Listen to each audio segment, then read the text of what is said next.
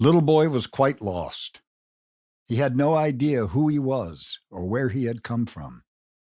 He was with Aunt Amy Lee, who he loved very much.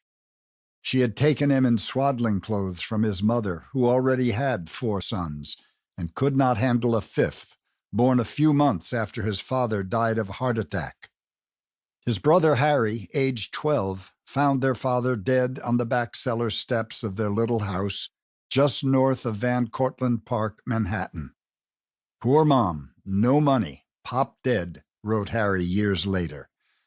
His mother, Clemence Albertine Mendes Monsanto, was born in Providence, Rhode Island, to Sephardic parents who had immigrated from St. Thomas Virgin Islands, where the family had been established for a very long time as wealthy planters, until a collapse of the sugar market in the late 1890s impoverished them. The family had originally fled the Inquisition in Spain and Portugal, but didn't arrive in the New World in steerage with nothing but their clothes.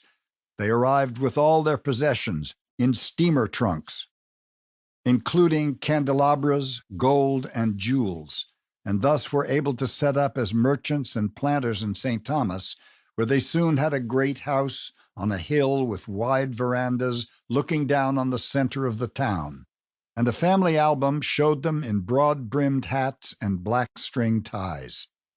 St. Thomas was a Danish crown colony until America snatched it early in the 20th century, and the Monsantos had intermarried with the Danes as well as with French settlers, and there were many French relatives who visited and were visited in France.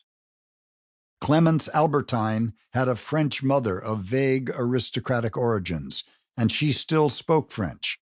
So it went that Clemence Albertine's uncle married Amy Lee from northern France, and thus it was that Amy Lee, who had always wanted a child, came and took the newborn Laurent from his distraught mother and bore him off to France by herself. Little Boy surmised many years later that her husband, Ludwig Monsanto, a professor of languages and quite a bit older than Amy Lee, did not at his advanced age want to adopt a son, and thus left Amy Lee with little Laurent.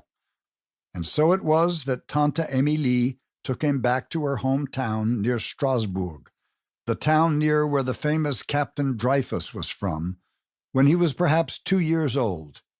And there they lived long enough for him to speak French before English, and his very first memory of existence was being held on a balcony above the boulevard where a parade was going by, and someone was waving his hand at the great parade with band music wafting up and strains of the Marseillaise echoing. And the next thing he remembered was that they were back in New York, in a big, high-ceilinged apartment on the Upper West Side, overlooking the Hudson and the Palisades across the great river, and steamboats hooting their whistles, and Aunt Emilie and Ludwig somehow back together again. He had a prickly beard when he embraced Little Boy, and the sun shone on them for a brief time until suddenly Uncle Ludwig was not there anymore, and this time for good. So then again, it was himself and Aunt Emilie in the big, elegant flat, but not for long, because she had no money. And soon a health department man came and took him away to an orphanage in Chappaqua, New York, because she had no money to buy him milk, and the man said Little Boy would develop rickets. And there was much weeping when they took him away from Emilie, and so it was he stayed in that orphanage, and years later the only memory he had of it was having to eat undercooked tapioca pudding the kids called cat's eyes. Oh, the time lost and no other memory of it, until a year later Aunt Emilie came and got him. And it was still the 1920s in America. And how he remembered her back then. She wore cloche hats and had her hair cut short like Louise Brooks, and wore always the same elegant dress in the 1920s style, with low-cut bosom and a long string of beads and a scent of eau de cologne always about her.